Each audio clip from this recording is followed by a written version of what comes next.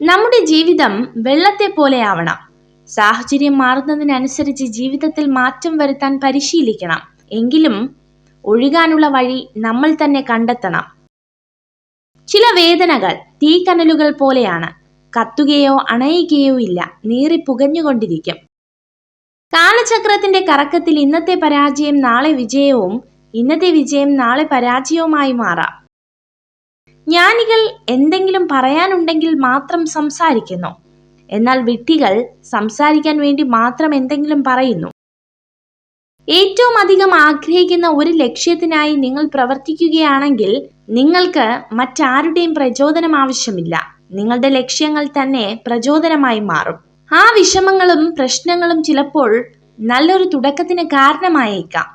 നല്ല ആഗ്രഹങ്ങൾ മനസ്സിൽ ഒതുക്കാനുള്ളതല്ല, നേടിയെടുക്കാനുള്ളതാണ്. അതിനായി പരിശ്രമിക്കുക. നിങ്ങളുടെ ജീവിതത്തെ മറ്റുള്ളവരുമായി താരതമ്യം ചെയ്യരുത്.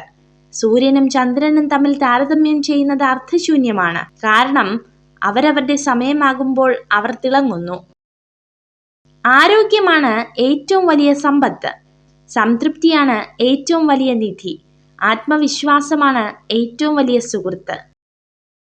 താരതമ്യപ്പെടുത്താനും മത്സരിക്കാനും ശ്രമിക്കാതെ സ്വയം വിശ്വസ്ത പുലർത്തുന്നതിലൂടെ നിങ്ങൾ എല്ലായിടത്തും ബഹുമാനത്തിന് അർഹനാകുന്നു.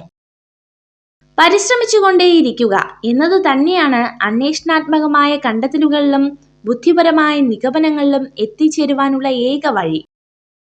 ഏറ്റവും നല്ല ശീലങ്ങളിൽ ഒന്നാണ് ക്ഷമ. ജീവിതത്തിൽ ക്ഷമിക്കുന്നവരെ കണ്ടാൽ അവർ ഭീരുക്കളാണെന്ന് കരുതരുത്. ക്ഷമിക്കാൻ കഴിവുള്ളവരാണ് നിങ്ങളെങ്കിൽ ജീവിതത്തിൽ ഒരിക്കലും പരാജയപ്പെടുകയില്ല. നല്ല ഓർമ്മകളും നല്ല ചിന്തകളും സന്തോഷവും സ്നേഹവും ഒക്കെ സൂക്ഷിച്ചു വെക്കാനുള്ള പളുങ്ക് പാത്രമാണ് നമ്മുടെ മനസ്സ്.